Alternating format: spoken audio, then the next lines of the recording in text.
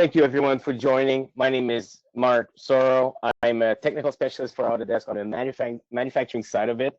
And as you can hear, I'm from Montreal. So not only will this be very interesting from 2D to 3D, but it might be your French immersion as well. So just before we start, I want to start with a poll. So we're going to make this a little bit more active for you. Let me share the poll. I want to know if you are a 2D shop, and please apologize if I'm using the word 2D shops. I want to know if you are a 2D house or a 50-50 house, or you're designing everything in 3D. I'm going to leave the poll open. Just answer if you want to, if you can. If you're listening to us in your car, please stay focused on the road. But if you have time, just answer this, and that will be very interesting. I'm going to share the results in a couple of seconds. All right, looks like we have very interesting. Okay, I'm closing the poll in 3, 2, 1 seconds. So 3, 2, 1 in French. And let me share that. That's very interesting.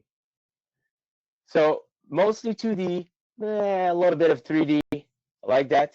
A little bit, oh wow, 7%, 100% 3D, rock on, love it. So today what we're gonna discuss and talk about is how you can take, let's say, let me hide this so we can go back to my screen. So we can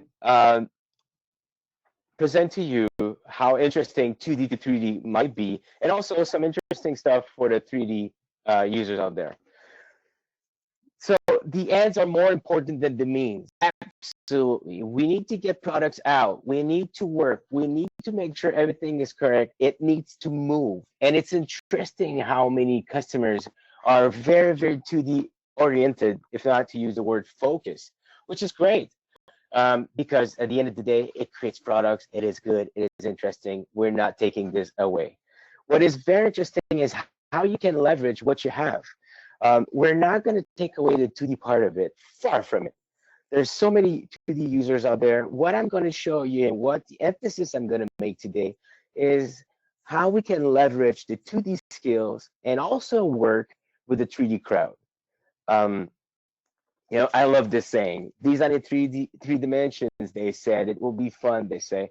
Again, people are a little bit afraid of 3D. There's so many good, incredible, astonishing, for lack of better words, 2D users with their keyboard shortcuts and their auto lifts and whatnot. It is phenomenal. I remember back in the days when I was starting to do demos, I was arguing with people drafting on tables, you know, hand drafting, and it would tell me, you know, I'm, quicker than you are using your 3D thing. Maybe, but if there's some changes, then that's how I can beat you. Apologize for that. So what if we didn't have to choose between 2D and 3D? What if it was a perfect world and we could all work hand in hand? Let me show you some stuff about this. I want to show you how we can associate as seamlessly as possible 2D and 3D. The only mostly two products I'm going to talk about is AutoCAD and Inventor, but because it's always fun to go out of bound, I'm going to take it plus plus. So let's say I'm going to talk about AutoCAD Inventor plus plus. First thing we want to know is, choosing the right tool for the right job. Guess what? Inventor, AutoCAD, Inventor, those are great tools. I want to call them solutions because the workflow is so very interesting. I'm sure most of you on the call, you have a ton of AutoCAD drawings. And maybe some of you have AutoCAD 14 drawings. I say AutoCAD 14 because back in college, that's the first version of AutoCAD I've used.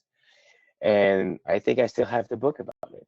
Now, let me show you how we can do this. I'm going to use a pedal box for this example.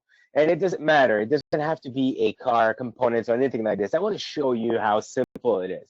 I'm taking a DWG drawing coupled with that thing is a step file.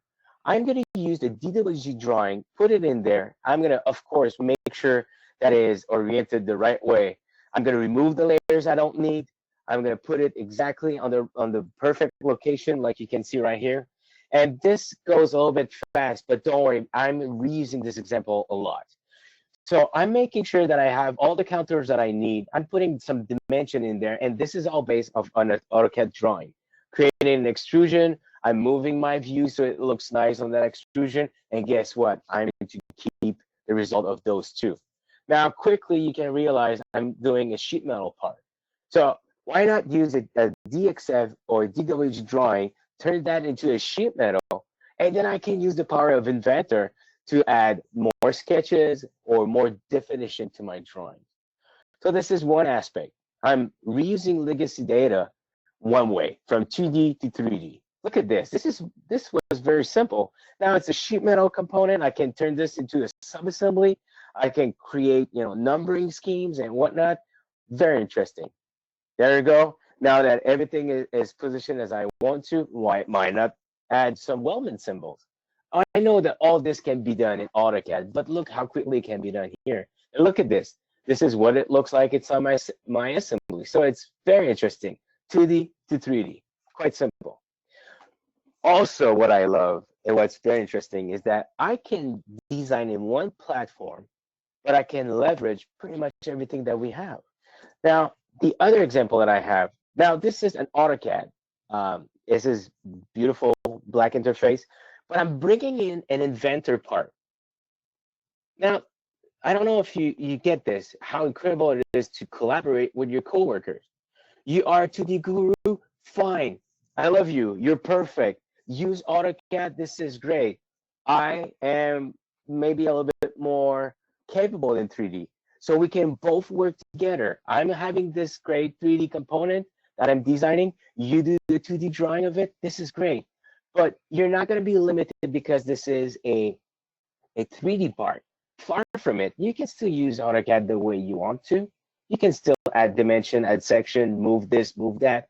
This is great. This is collaboration at its best.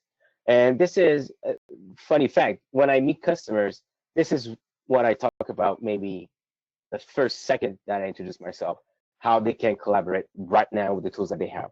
So let's put in some dimensions. I don't know if you noticed, this is not a section view that was drawn by hand, or I didn't have to do all my elevations and whatnot. I'm simply using the tools that I have in AutoCAD. I'm going to make sure they're stacked up accordingly, and I'm going to add dimensions. The reason why I'm adding dimensions, and I'm pretty sure you guessed it, is that I'm going to go back in my 3D model and I'm going to change something so you can see the value changing. How interesting is this? So very rapidly, I went to an AutoCAD drawing, imported a 3D part, creating views. I'm back in the beautiful Inventor, no dark interface here. I'm going to simply add or change the dimension to 156. That's it, rebuilding. Guess what's going to happen if I, let's move some more dimension. If I go back in my AutoCAD, you guessed it, you're right, everything will have follow. So look at this, cool part. Let's go back in AutoCAD. Again, back to our interface that we learn and love. And look at this, the dimensions have changed. And this is, again, an instant replay of dimension changing. How interesting is that? Now, so far so good. I hope that you like this. We went from 2D legacy to 3D interesting, but also quite quickly, I went from 3D interesting to 2D awesome. So everyone can collaborate and everyone can work together. But now I'm gonna move, let's shift into second gear now. And let's talk, I don't know, maybe electrical schematics. How in the world is it possible to have very interesting 2D schematics into 3D models? Well, all right, I hear you. Let me show it to you. I'm in an AutoCAD. I have this great schematic drawing done here. I'm simply going to mix in all the information needed to make sure I talk to Inventor. So we have this great project manager inside of AutoCAD Electrical. I'm going to assign some components. Why not? And I'm going to start tracing. As you can see, we have a great browser of everything that needed. I can search for components that I need. So I'm searching for a Bosch element. So why not put this Bosch component right here, where we can have all the information. And I know for most of you, AutoCAD Electrical is something that you know and work easily with. Some people are still using their own custom blocks, but having electrical in there is having a library of tools and also a connection to something 3D. So let's just connect those wires together like this. Nothing too fancy, nothing too complicated. Pick and choose. I like using this because it's easy to pronounce, even if you're French Canadian. So you pick and choose your components, your connectors, and your wires as well. And it's as simple as syncing with the 3D model. Now it's going to give you inside of Inventor the components that you need to insert. I have a nice little graphic preview. I can pick that component and I can connect it where I need to connect, like this. Now this is from 2D schematic to 3D viewing. It's great to have your cables, your harnessing, your electrical components inside your Inventor design, because first of all, you can check for collisions, interferences. You can have those great drawings as well, when it gives you all the connectors, where to. This is very fabulous, if you ask me. You can have your tables, your building materials, your components, everything is in there. But also the weight. If you design your things accordingly, I want to say quote unquote, you can have the weight factor in there. So that could make a difference in shipping.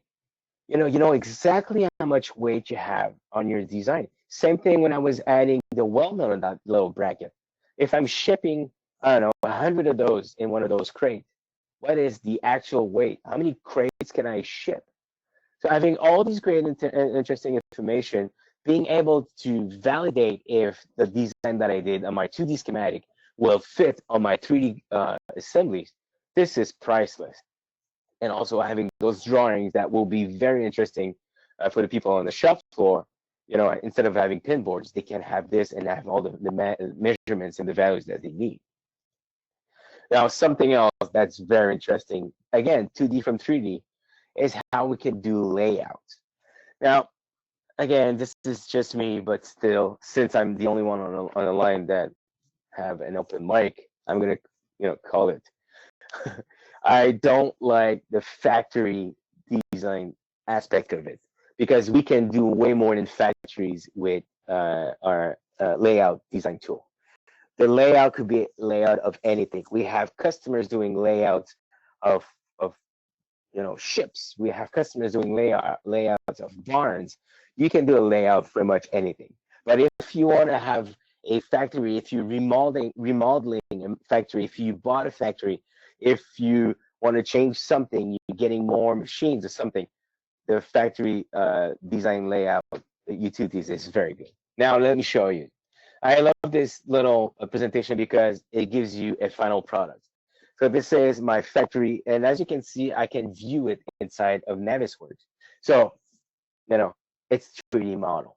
But how we got to this 3D model is quite simple. This is how they build ATVs. So it's an assembly line with the ATVs. We can start the process analysis to start building how this new line will be done. So you can have, bins to processing machines to transportation, anything. You can go from that process analysis and have a 2D projection of it.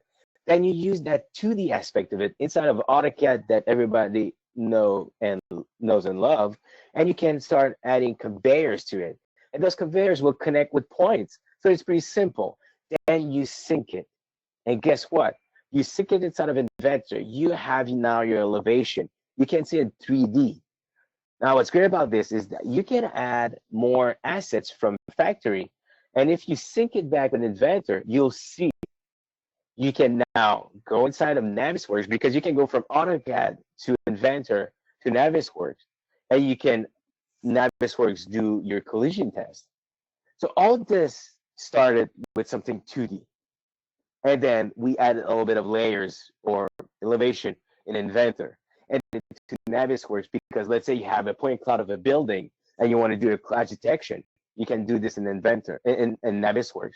Then you go back in Inventor, change your models, you create your drawing. You can also go back in Navisworks. Imagine that. Everything is syncing together. Isn't it awesome? And it all starts with a 2D layout. So if you're good with AutoCAD and you know your way around blocks and dropping blocks and connecting blocks, then you can work with your 3D colleagues and vice versa as well. You can have it in 3D, you can do some changes, sync it with AutoCAD, and your coworkers using AutoCAD can see this and validate or modify things. So this factory layout utilities is just phenomenal. It is not just for factories, but it is greatly used for factories. Now, perfect. We know how we can go from 2D to 3D. We know how we can go from 3D to 2D. Let me show you a little bit something. I love how everything is interconnected. I love how we can have a change somewhere and it's going to change something somewhere else. We saw it with the 2D legacy to 3D. We saw it from 3D to 2D with the drawings. We saw it with electrical, and we saw it with factory. Now, let me show you a little bit of something. This is very cool. We have this great drawing, and I'm simply going to move this rib. So I'm changing a rib in AutoCAD. Nothing fancy. We do this all day, every day. Eyes closed, holidays, birthdays, all cool. If I update my model, guess what? The rib has changed. And if we go to this 3D model, rib is there. I didn't have nothing to do. I can put in my assembly and I can move it. So this might look normal to you, might look normal for the untrained eye, but this is very interesting because we went from a 2D AutoCAD always linked with an inventor. If something changes, let's say this component might be not the hardest component, might be not the component that everyone focuses about because it's just a suspension, but it is something that is very valuable. Why not have a modification somewhere that will affect the design everywhere? Now, let's go one notch over. I keep changing gears. This is awesome. So we have 2D, we have 3D, we have validation, whether it's with electrical schematics to layout. But what we like to have and what we see with our customers is how they have 2D to 3D. Most of the time, this is how it's done. But why have 3D? Is there value in there? Well, let me show you one. So inside of Inventor, what I like is we have toolpath. I could easily create a toolpath for a component that was designed and maybe that was started in 2D. And then I can do everything that I need. I can simulate cutting this part.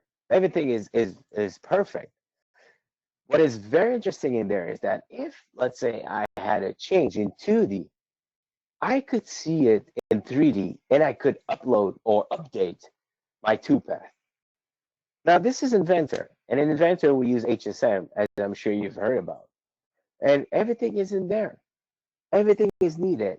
So you go from one interface that a lot of people know, which is AutoCAD, to Inventor. Again, a lot of people, maybe not the same crowd or the same team, but Inventor and AutoCAD are two of the most known products that we have. And you can cut metal inside of Inventor. Everything is in there. So if you integrate 2D to 3D and then 3D to CNC, that there's value. It's there. It's accessible. It's easy to use.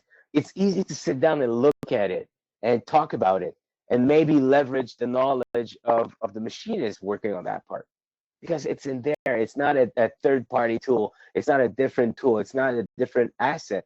It's the same data. It's the same single source of truth. So I'm going there exactly. If we can spend less time on the design part of it, on the engineering part of it, and give a little bit more time to the manufacturing part of it, that would be very interesting. You know, most of the time, lead time to get material is pretty much the same. Cutting part is pretty much the same. Where we can gain time on a project, is on the design side of it. If we collaborate with the same uh, data sets or the same data, if we don't have to save as and change this, and if we change something, we have to revisit all the other files to make the same changes. That would be awesome. That would be interesting, and that would cut time of design by a lot. And then maybe if there's problem in production, well, the time you save on design, you will be very beneficial that you did, because if there's any problem in production, then you can use that time. Or you know what? That would be awesome if you can deliver your project or product in advance. Um, One thing also that's very cool is we've seen a lot of AutoCAD user using Lisp, but we have exactly the same thing called iLogic. iLogic is a rule-based definition. We can use rules to change, like in that matter, a conveyor. So instead of going from scratch every time, let's use a conveyor with rules. And if all those things that everybody knows from Excel, we have exactly the same thing. What's cool about our iLogic is that as soon as you start typing in, it gives you tips and tricks of what you could do or what you should be doing. So this is very interesting. We have a library of different rule sets. Again, like a better words, this is a game changer. You simply, add comments, add dimensions, click dimension, if this, if that, and then it gives you a interface like this where you can change parameters in there. So true, false, yes, no, and now it opens up and generate and 3D design to the quote unquote non-CAD crowd. You could have, you know what? I'll bring in my parents in here. You could have my mom designing something. And my mom is your typical mom. She doesn't know what I do for a living, but she sure loves to see shiny stuff on the screen. So you could have something like this. You could sit someone in a chair and say, you're going to fill out the information from that little interface that's going to show up, and that's it. So imagine having a call center, or maybe your inside sales team using this to configure products for you. It's rule based. It's great because you can do anything you want with it. You can have price attached to it. You could have maybe send quotes automatically. There's anything that you can do with it. It is very sensational. And also you can push it to quote unquote the cloud, and using Configurator 360, then that opens up a web-based version of this. So again, something very interesting, very graphical. So get more from 3D. If we use 3D, we saw it with the machining part of things. If you want to create toolpath, it's pretty simple to do so. What's great about that is not only can you create 3D starting from a 2D legacy or even a 2D design from AutoCAD, you can start cutting metals with it, but also you can leverage maybe some simulation. Now, I love simulation because it used to be called FEA, finite element analysis. Very hard to pronounce when your English is not your first language, but also very harsh. You would say FEA, and people would just turn around like, "Yeah, don't do this." Like, nah, not using it at all. But as soon as we started calling it simulation, it opened up people. People like, yeah, I do simulation, I do testing, I do build prototypes, and we test the heck out of it in the shop. Well, why not do it at the same time that you're doing your designs? Well, I'm not a PhD in FEA. You don't have to. You could use simulation right now in 3D, obviously, to know if you're using the right material, if you're not over designed by, an X factor, just to know if you're going in the right direction. Using FEA doesn't have to mean that you're a master's degree or you're a PhD. Anyone can use simulation. Anyone can do a static study to see if they're in the right direction or not. If you need to change the type of material you're using, if you need to change the thickness, and there's money out of it, there's value out of it. If you've been doing this, we've been doing this forever. A bracket, we're doing this bracket forever. Well, you know what? In our simulation, we have a shape optimization aspect of it. And shape optimization could say, you know what, you've been doing this bracket forever, but with the safety factor that you're giving me, we could remove material in the middle of that bracket. It would be lightweight. You could ship more. It maybe cost less to produce. Who knows? So there's value in simulation. Now, the presentation I'm going to show you now, it's a little bit longer than the ones that we saw earlier, because it pretty much uses everything that we saw, but in one uncut portion. So we have this little component that we saw earlier, but let's say we needed to change that. Let's say we wanted to use a better bracket. We maybe have something that was put there just for measurement sakes, but now we're going to use something that one of our coworkers did in 2D.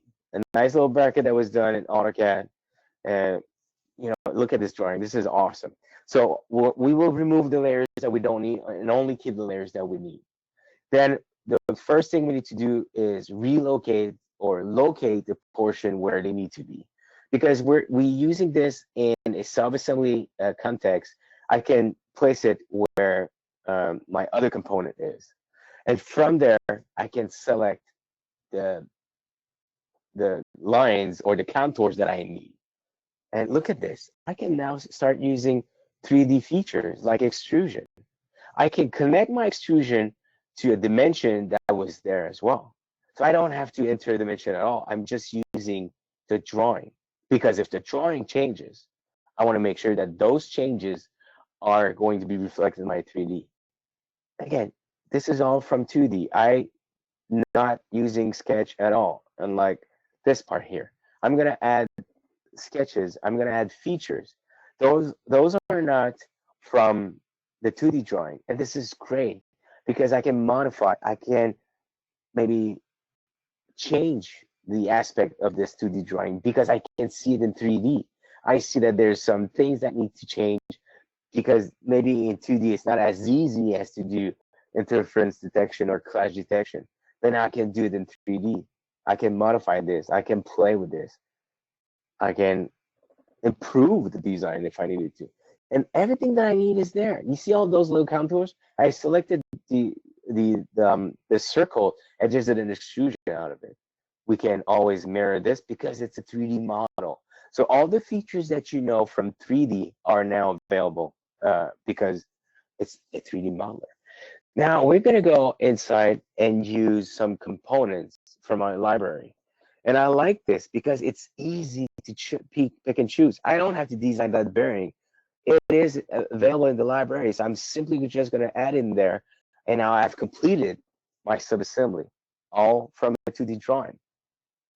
Again, what's interesting is I can replace the component that was out there by the new one that I just created, like this. Again, in 3D, very hard to do in 2D. We can see if the fit is perfect. We can reposition the little bushings in there if needed. It would be very hard to do in 2D. Maybe it would get lost in the lines, but I can have the perfect fit now.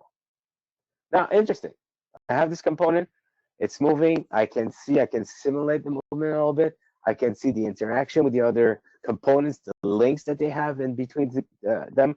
Now it's a car, but it will be exactly the same thing if it was one of your machines that you designed for your customer. It doesn't have to be a automotive component. Far from it. What I'm showing you is the value that you would get from your 3D.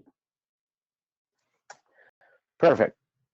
Now, what we're going to do is we're going to go into the simulation. Now, for those that are aware, our simulation engine is Nastran. We acquired Nastran a few years ago. Nastran is well known, well, mostly because the NAS in Nastran is for NASA. So that was a simulation product that was created for NASA. So it is simple. If I know how it's fixed, if I know where the load is, I can start a static study, and I can easily know what the factor of safety that I have, and if I have the right material or not. Now, right now, I'm simply putting my constraints and my loads. It's easy. I shouldn't use easy. It's simple. It's quick. I have my mesh. I'm going to have my results. and we will see how it moves. So right now, this is my von Mises stress in megapascal, but I can change everything. So if you need to collaborate with an analyst engineer inside your company, and it's easy to talk the same language. You can start that process because it's in the data set. You save this. That your coworker, she opens it up on her machine, and she started a meshing problem, and she starts changing some load, and but you're working on the same data, which is great. You want to maybe have a linear static analysis. You can see here we can have nonlinear. We can have pretty much anything, but it's simple. You can have more than one study. You can change the material to see if it's going to behave differently with the same design. So all of these will be pretty much impossible to do in 2D, but because you're leveraging the power of 3D, the value is in there. The value is very in 3D because not only that, you could cut that part right inside of Inventor as well. So you see we have a fatigue analysis right now. You want to know how many cycles you're going to get from that part. And that's very interesting because if you're designing something, maybe you want to have a warranty in there. So if you know this site that you're going to have, I don't know, 5,000 cycles of that part, then you can say, well, this thing is guaranteed for, I don't know, 4 years because we average 1,000 cycle per year. So it's guaranteed for 4 years. And guess what? It works after the fifth year. It's perfect. Customers are happy. But at least you know where you're going. Now, I don't know if you recognize this. This is the same 2D drawings that we had earlier, that if I do a change out of it, then I save this, it's going to reflect on my component. Should ring a bell. There you go. That's the same component that the change was done starting from 2D. We can insert this nice little component in there. We can update all this. We see the linkage is kept. Everything is moving. Everything is perfect. So we went from 2D. We designed this in 3D. We did some analysis out of it, some simulation out of it. And it's the same data set. We didn't change nothing. We didn't save as. And also what's great is there, like when you watch a movie and they say no animals were hurt, not a single part was produced for that prototype. Everything was done inside our tool. So the world is flat and also round. This presentation was not to tell you what to do or how you do it, because 2D is great. AutoCAD is a great solution, but 3D gives you value as well, whether it's machining parts, whether it's simulation. You don't need to build prototypes, or you don't need to build as many prototypes. It is always interesting to see that you get value out of the two. I'm going to finish with this last slide. 3D and 2D are better together, and we see this at our customers. You should try it. I want to say most of you have access to a collection or a suite where you have AutoCAD and Inventor inside of those. See it for yourself. Try it for yourself. We have a great YouTube channel full of videos and how-tos. I'm sure you're working with a partner of ours, a reseller, for lack of better words, that could also help you with those initiatives that you have. But I want you to try it out. It is very interesting. It is very valuable. You're working with the same data set. Everything is interconnected. Everything is synced together. So there's value in there. We have a last poll, but I'm not going to do it right now. I want to make sure that I have enough time to answer questions. That was something that I was not doing right the other webinars. If you heard me before, never had enough time for questions. So I'm going to make sure that I can answer some of your questions. You can always use the chat window inside the webinar, and I'll answer your questions. Melissa, Great. have you seen anything come up? Yeah, actually, we have. As mentioned, go ahead and submit your questions now using your questions section, and we will address them. Okay, the first question here asks, are the LT versions of AutoCAD and Inventor interoperable as well? Yeah, because it's just a file. It's just a file system. It's not the solution. So I'll push it even further. Um, we have a customer, a big company, working with other CAD. So whatever the other CAD is, and the end result is always a DWG drawing. They don't give 3D drawings. They don't give step files or anything like this. They just give a convert version of their drawings, and they go from there. They simply go from there. They take that DWG and they rebuild the 3D model. And the funny thing is the same company, so it's a different division not giving them their 3D model, but it works. As long as you have a 2D drawing, it will work. The inter, inter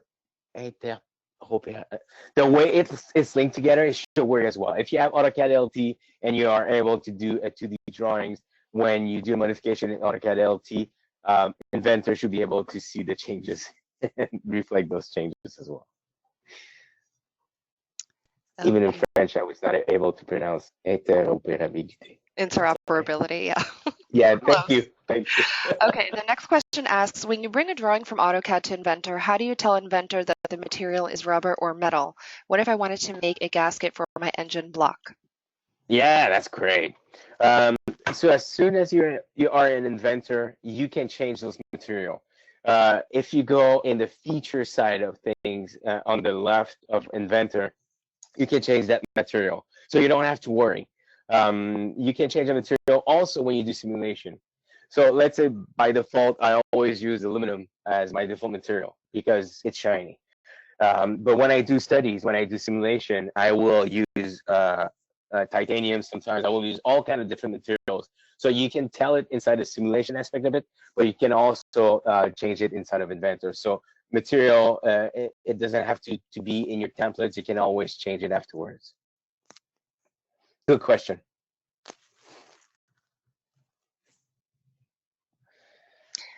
Okay, our next question asks, I like what I've seen and I'm wondering if there's any value anymore for 2D.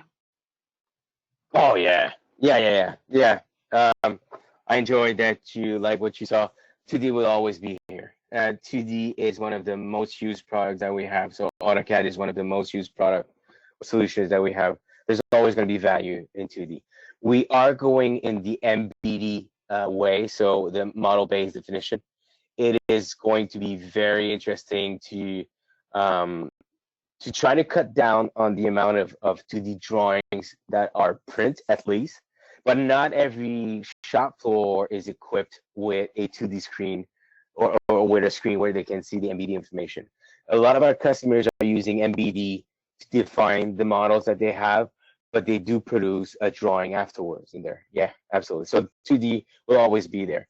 2D will always be valuable just to create a patent. When you submit a patent, you need a 2D drawing. So yeah, 2D will always be there. It's always going to be the basis of something. When I started 3D design, I always sketch out a 2D portion of it. So yes, strong is the 2D. Great. The next question asks, do the 3D solids aspects functions in AutoCAD have any similarity to the tools you showed in Inventor? Yes. Wow, that is awesome. Great question. Yes, in AutoCAD, the way you build your 3D, first of all, you need to be armed with a lot of patience, and this is great. Um, so what you do in AutoCAD, to do an extrusion and whatnot, this is valuable knowledge that you can reuse instead of Inventor. The only difference is we don't do Boolean operation as much in 3D, in Inventor. So let's say you have an hydraulic cube. Hydraulic cube, you would extrude it inside of an AutoCAD as a big block. And then you would have cylinders in there, and you remove cylinders from block.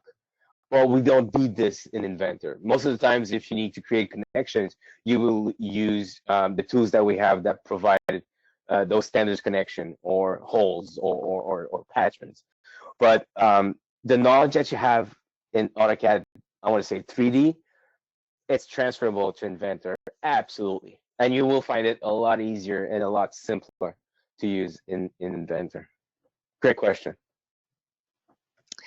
Next question asks, will Inventor work with Revit? Oh, wow. Yes. So wow, in Inventor, we do have a feature called BIM Exchange. So BIM Exchange will allow you to save an assembly or a component as a Revit family. And what's great about it is that it's pretty much seamless. So if you are doing any kind of furniture and you want to have a BIM model out of it, you use BIM Exchange.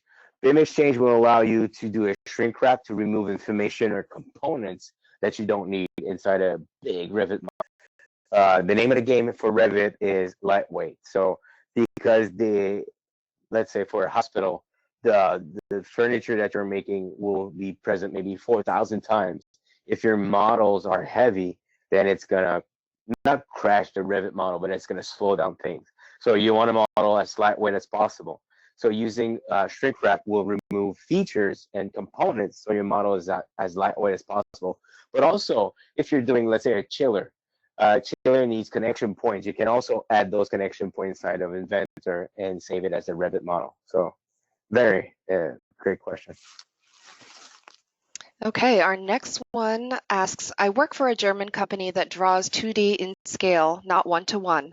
I have to Yeah. rescale for full size and then convert from millimeters to inches. When I import, do I need to scale up in the block or will it read the scaled block?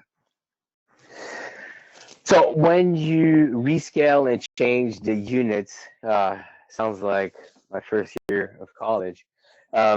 Save it as 1-to-1 and bring it inside of Inventor. You can always play with the scale inside of Inventor, but since you did your 1-to-1 inside of AutoCAD, I would do this. I would reuse the work that you did inside of AutoCAD if needed. If not, bring it inside of Inventor, and you can always scale it there. But yeah, that's interesting. That's an interesting workflow. That's maybe a step more to make sure that you are leveraging. The units is not a problem. We can always use those units or change units inside of Inventor. But the scaling part of it, you can do it in Inventor or keep doing what you're doing right now. Okay, let's take a couple more. If we create our model in AutoCAD Plant 3D, can we convert in AutoCAD Inventor? Okay, so if you're doing a Plant 3D inside a Plant, which is basically it looks like an add-in for AutoCAD. The way to do this, I would export as a SAT file or even a 3D DWG or something like this, a neutral format. And then you could import it inside of Inventor. But I would go from 3D inside of Plant into as a neutral format and bring it inside of Inventor afterwards. Yeah. Or the other way around. You could maybe bring a layout from Inventor and bring it inside of AutoCAD as well. So it depends. It depends on how you want to do it. But most of the times, customers are using a neutral format from Plant and bring it inside of Inventor that way. An export. Okay, and our last question asks, can Inventor do MEP systems? Yes. Yes, it can. It's always easier to do it as a 2D layout. So that might be a way that I would leverage the factory layout utilities that we have inside of Inventor. The thing that I was showing you for the ATV company. I would do MEP using this if you needed to have a 3D aspect of it, because the docking systems and everything have a lot of radius. So radius is the most complicated or the most resources consuming thing to calculate inside a 3D modeler. And MEP is full of radius. I would maybe tone down or dumb down the model so I could just lay them out really easily and have a 3D view of it. That could be done. Yeah, it's not out of the box. But it's not a terrible workflow. It's not very complicated, but it would take a little bit of work. But yeah, it could be done. Absolutely.